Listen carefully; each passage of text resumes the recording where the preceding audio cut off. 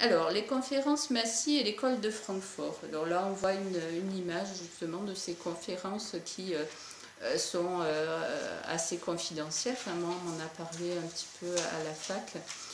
Comme donc la réunion qui s'est passée, donc des réunions qui se sont passées entre des scientifiques éminents, mais qui provenaient tous quasiment des États-Unis ou de la Grande-Bretagne, donc entre 1946 et 1953.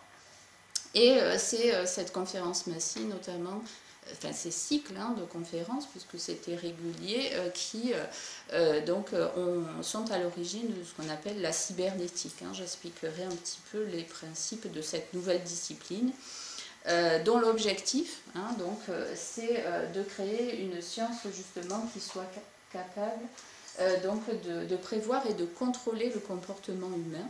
Alors notamment pour les USA, donc dans le cadre de la guerre froide, mais aussi pour garantir la paix et éradiquer le racisme et l'antisémitisme qui sont à l'origine, enfin, en tout cas par rapport au traumatisme qu'il y a eu sur la Seconde Guerre mondiale.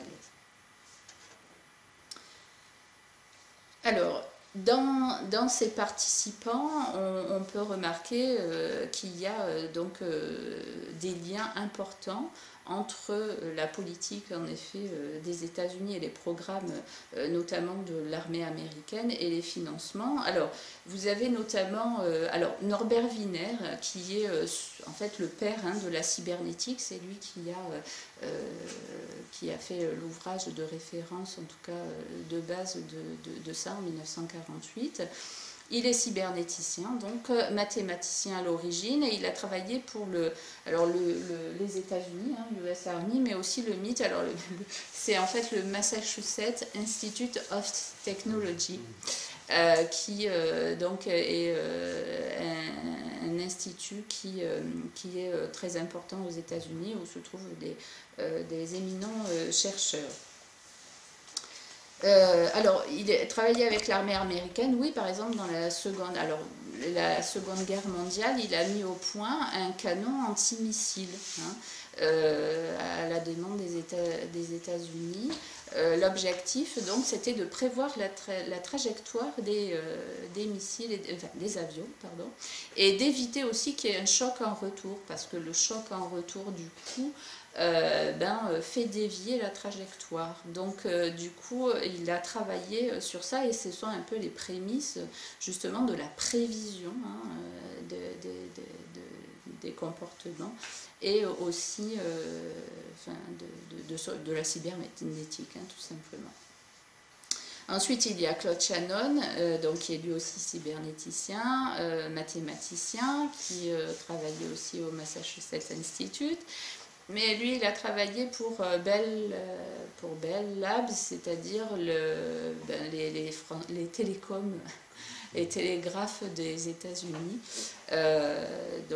qui notamment Graham Bell, qui a inventé le téléphone. Voilà. Sinon, il y a aussi le couple d'anthropologues Margaret Mead et Gregory Bateson, qui d'une, ils étaient dans une logique constructiviste, en fait, enfin en tout cas de culturaliste, pardon, en tout cas ils étaient pour que l'anthropologie soit utile au gouvernement, en fait, donc pour une anthropologie appliquée. Et Margaret Mead a travaillé beaucoup avec les États-Unis, notamment sur les concepts d'autorité, comment faire pour faire passer un message, donc en passant par des leaders d'opinion, etc., notamment pour faire passer l'idée de guerre. Enfin, il y avait aussi cette période du Vietnam où il y avait des résistances, des choses comme ça. De mémoire, je pense que c'était ça. Et sinon, c'était aussi au niveau de la Fédération mondiale de la santé qu'elle a travaillé avec ce projet-là. Et pour Bateson, alors c'est lui qui est à l'origine de l'école de Palo Alto. Je ne sais pas si ça dit quelque chose. Voilà. Palo Alto, donc l'Institut Esalen, était en Californie. En fait, c'est un peu le creuset, je dirais, de tout ce qui est développement personnel, de tout ce qui est thérapie brève, PNL, analyse transactionnelle, etc. Donc c'est lui qui est à l'origine de ça. Avec, donc il a travaillé notamment, et un peu plus loin, hein, Ericsson, qui était à Palo Alto aussi. Il a fait l'Ipson ericksonienne, hein, qu'on connaît aussi, qui est assez connue. Et Ericsson a travaillé aussi avec le gouvernement américain pour justement étudier la personnalité japonaise et aussi l'impact de la propagande nazie, hein, sur les gens. Du coup, je suis passée, j'ai pas parlé que entre les deux, il y avait Kurt Lewin, qui est donc un psychologue très connu aussi, donc concernant la dynamique des groupes. L'animation de groupe, etc. C'est quelqu'un qui est important dans le milieu de la psychologie. De toute façon, ce sont tous des chercheurs qui sont assez éminents. Voilà. Ensuite, on a donc Ericsson dit. Alors, von Neumann, lui, il a travaillé pour la CIA aussi, donc sur l'architecture des ordinateurs. Il était consultant gouvernemental et il a travaillé pour le projet MK Ultra, qu'on verra un petit peu plus précisément. C'est pas le seul à avoir travaillé là-dessus. C'est un projet du gouvernement américain justement concernant le lavage de cerveau, avec le LSD, enfin tout un ensemble de choses. Sinon, après, donc, Warren McCulloch, bon, lui c'était un biologiste, un neuroscientifique, il a travaillé à Harvard et au MIT. J'ai pas vu particulièrement de travaux, en tout cas avec soit la CIA, soit l'armée, je ne sais pas. Harold Abramson, par contre, il a été 2 fois président des conférences massives, puisqu'il y en a eu plusieurs.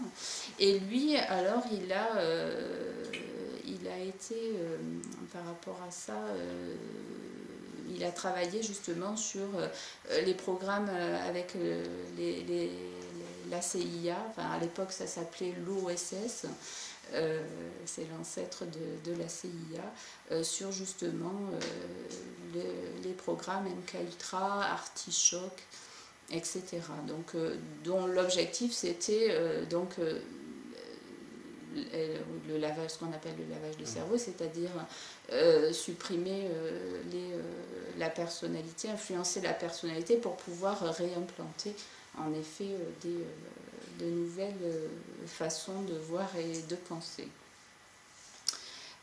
Sinon, donc, en dehors de ça, vous avez aussi alors des gens qui n'ont pas forcément participé directement à ces conférences, mais par contre dont les conférences se sont inspirées beaucoup, et notamment l'école de Francfort et Adorno. Je vais parler, d'ailleurs vous avez le livre qui est ici, hein, de Adorno, qui est un extrait de l'étude qui a été faite donc par l'école de Francfort sur la personnalité autoritaire. Cette étude a été financée notamment dans le but donc, de détecter les personnes qui étaient susceptibles d'être sensibles à la propagande antisémite, etc. Et d'ailleurs, il a été financé par le comité juif. Voilà, donc c'était réellement avec une demande d'éradiquer chez les ouvriers américains, hein, donc là on n'est pas du tout en Allemagne, on est bien en Amérique, donc de détecter les gens qui avaient une propension à ça. Mais je reviendrai plus en détail sur justement comment a été construite cette échelle et qui est à la base d'ailleurs des tests de recrutement, enfin des tests de recrutement, en tout cas des tests de personnalité qui servaient au recrutement. Et puis, donc ensuite, il y a aussi Henri Meuret qui a travaillé aussi sur les projets avec la CIA, MK Ultra, etc. Et puis, donc sur la structure de personnalité. Et puis, Donald Evan Cameron, alors ça, c'est aussi pareil dans ces dans ces mêmes programmes-là. Vous avez d'ailleurs le DVD La stratégie de choc de Naomi Klein qui était paru. Alors, je vais chercher. Hop. Voilà. De quoi j'ai parlé? Bon, Adorno, je le prendrai tout à l'heure. Et puis voilà. Donc la stratégie de choc. Donc, je ne sais pas où on le voit le mieux. Là. Oui, bien. Donc, qui suite donc à la déclassification des documents de l'armée américaine, parce que dans leur constitution, il y a une clause qui dit qu'au bout de, je crois que c'est 50 ans, on peut avoir accès à des documents confidentiels. Donc suite à ça, donc, a été notamment ce Donald Evan Cameron, donc les travaux qu'il a fait sur les électrochocs, des scènes quasiment de torture. Vous avez des éléments filmés d'ailleurs là-dedans, des témoignages de gens qui ont subi ces cures de sommeil forcées pendant des jours et des jours. On les réveillait seulement pour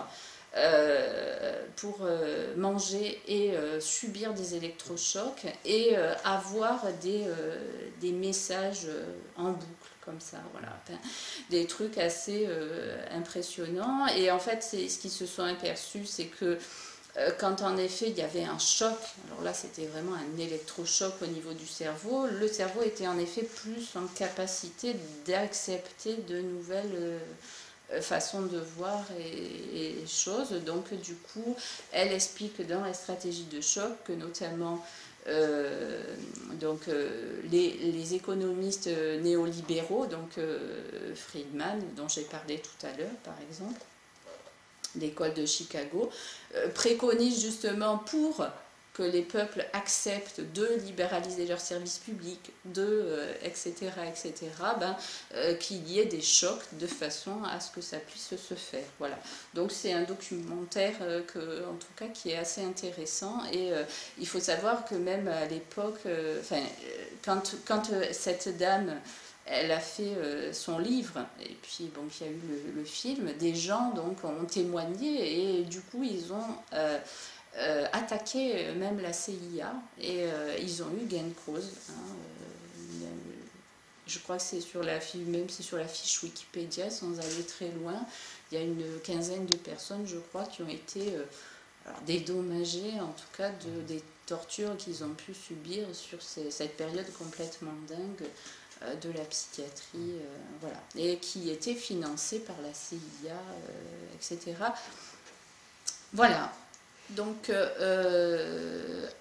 alors, la constellation, je ne sais pas si vous voyez bien, ça va, vous arrivez à lire. Alors, parce qu'en fait, c'est un petit peu une constellation. Alors, on a parlé de différentes choses, hein, donc la cybernétique, vous avez donc l'armée américaine, hein, dans la logique de guerre froide, et puis aussi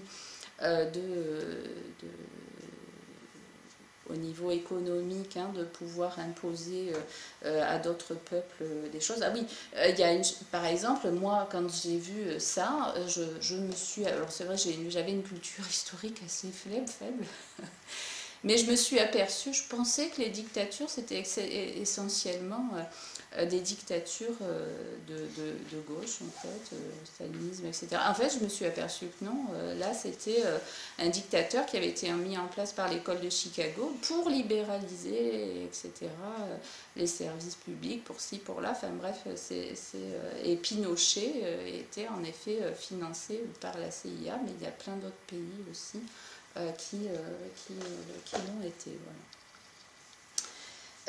Donc l'université, hein, Harvard, le Massachusetts Institute of Technology, l'école de Francfort, hein, dont j'ai parlé, la dynamique de Lewin, le marketing. Alors Edouard Bernays, je n'en ai pas parlé. Edouard Bernays, c'est le neveu de Freud, de Sigmund Freud, et en fait c'est le père du marketing, hein. Donc il a posé alors c'est bête parce que j'ai laissé mes livres là-bas, mais je suis désolée.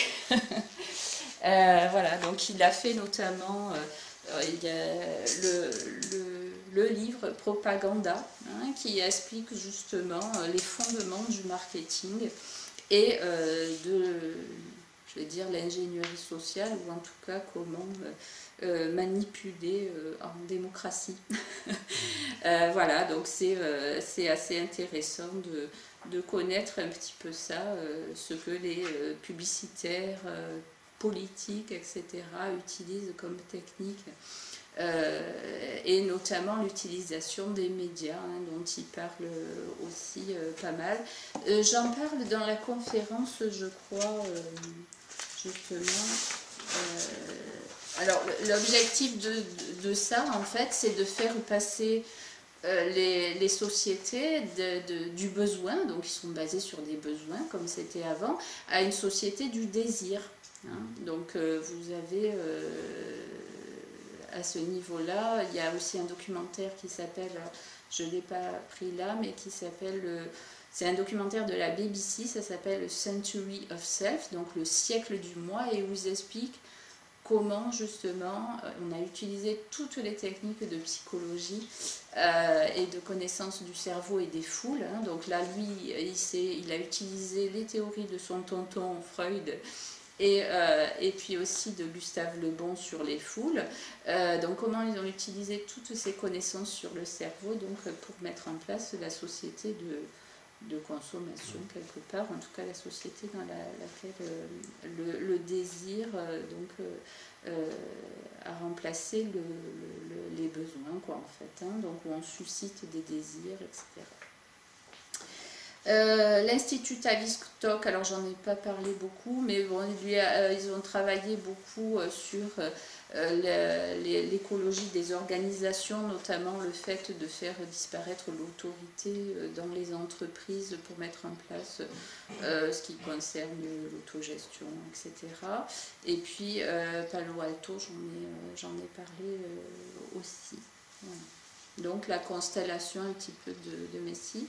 Alors là, ce que je vous propose, c'est maintenant de voir un extrait du documentaire.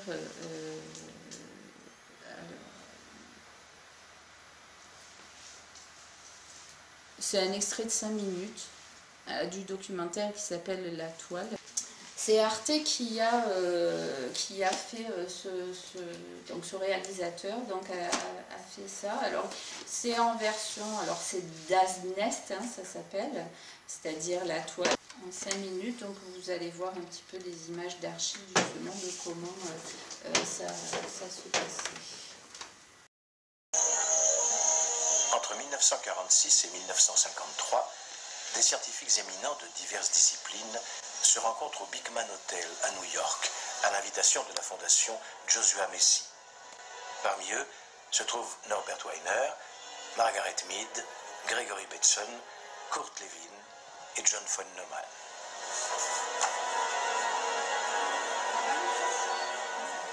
Le but de ces rencontres confidentielles, que l'on baptisera plus tard les conférences Messi et auxquelles participent parfois des agents de la CIA, créer une science permettant de prévoir et de contrôler le comportement humain.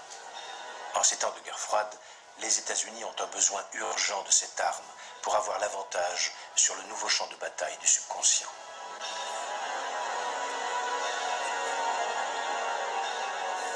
Les participants des conférences Messi accueillent avec grand intérêt la publication en 1950 de La personnalité autoritaire.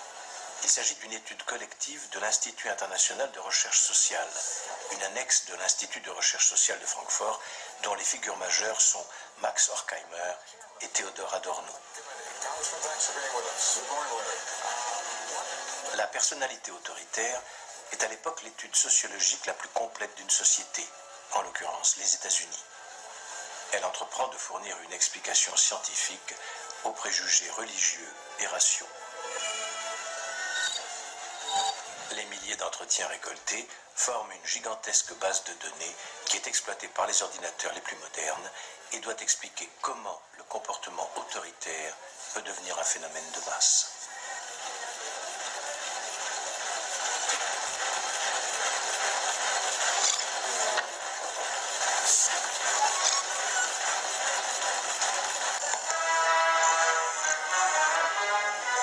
Les auteurs de l'étude pensent que la cause se situe dans la matrice autoritaire de l'homme, qui est la clé de la psychologie du fascisme et des systèmes autoritaires en général. Cette matrice se développe au travers de l'éducation et de la tradition. Elle est incompatible avec la représentation métaphysique d'une nature supranaturelle.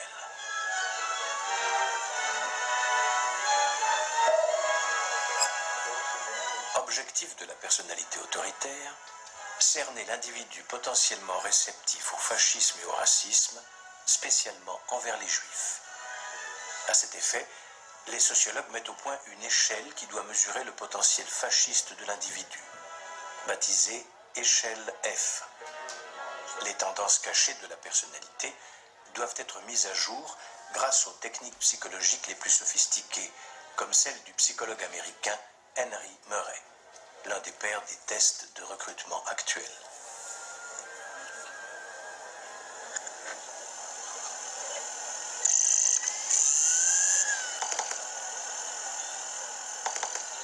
Pour éradiquer à jamais le fascisme et l'antisémitisme, il apparaît nécessaire de changer la nature de l'homme et son modèle culturel afin que cette matrice autoritaire disparaisse définitivement.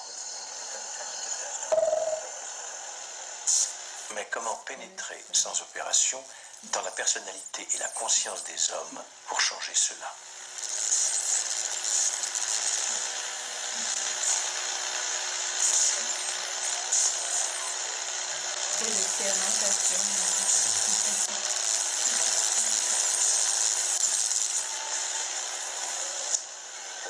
D'après le psychologue gestaltiste Kurt Lewin, l'un des participants aux conférences Messie, il convient d'abord de détruire les anciens équilibres et valeurs pour rendre les relations fluides.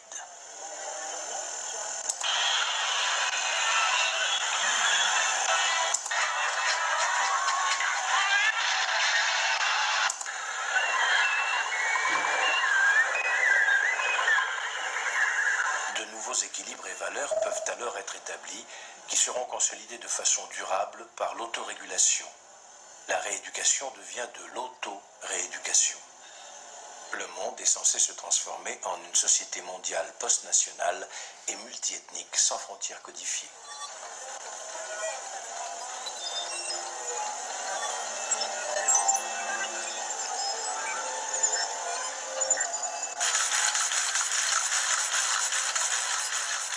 Les participants des conférences Messie pensent pouvoir fournir les outils et les plans de construction nécessaires à l'avènement de ce nouvel ordre mondial. Des machines à calculer nouvelles et plus rapides, ainsi qu'une théorie des systèmes et des modèles cybernétiques grâce auxquels tous les domaines de la science, de la culture et de la politique pourront être contrôlés et dirigés. Cela doit permettre la programmation d'un homme nouveau, d'un homme anti-autoritaire.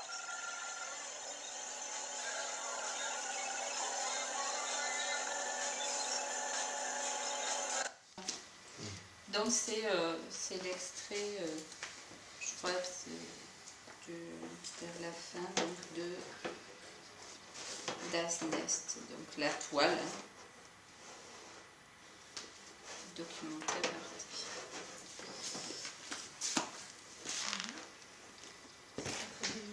Je vais un petit peu donc là approfondir. Donc bon, l'extrait a dit un petit peu ce que j'avais dit avant, mais donc là je vais aller un petit peu plus dans le détail parce qu'il parle aussi de la cybernétique, donc d'une façon, enfin c'est un documentaire enquête, hein, donc il part d'un fait divers de scientifiques qui ont été assassinés par un surdoué mathématicien, enfin, aux États-Unis, voilà, puis il décline et puis il en arrive donc à ces conférences Messie et voilà.